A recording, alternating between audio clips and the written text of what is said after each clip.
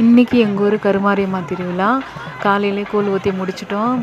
அதுக்கப்புறம் ஈவினிங் பார்த்திங்கன்னா கரகம் வந்துருந்துச்சு. மஞ்சள் தண்ணி ஊற்றி குங்கும மஞ்சள் வச்சு பூஜை பண்ணி முடிச்சிட்டோம். எல்லோரும் காலில் விழுந்து ஆசீர்வாதம் வாங்கிட்டோம்.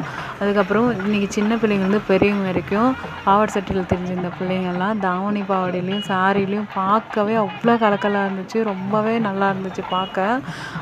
நான் பார்த்திங்கன்னா எல்லோரும் ப்ளவுசஸ் எப்படியெல்லாம் ஸ்டிச் பண்ணியிருக்காங்க, எந்த மாதிரி டிசைன்ஸ் எல்லாம் பண்ணியிருக்காங்க, அதை தான் நான் வாட்ச் பண்ணிட்டு இருந்தேன். எங்கே போனாலும் இதோட பழக்கம் எனக்கு. ஏன்னா நான் டெய்லரிங் பண்ணுறேன், அதனால தான்.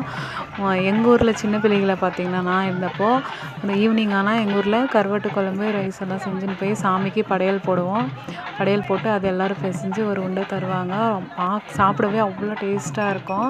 இந்த வீடியோ பிடிச்சிருந்தா கமெண்ட் பண்ணுங்கள், லைக் பண்ணுங்கள், ஷேர் பண்ணுங்கள். எங்கள் ஊர் திருவிழா எப்படி இருந்துச்சுன்னு கமெண்ட்டில் சொல்லுங்கள் மறக்காமல். தேங்க்யூ ஃபார் வாட்சிங். Bye friends.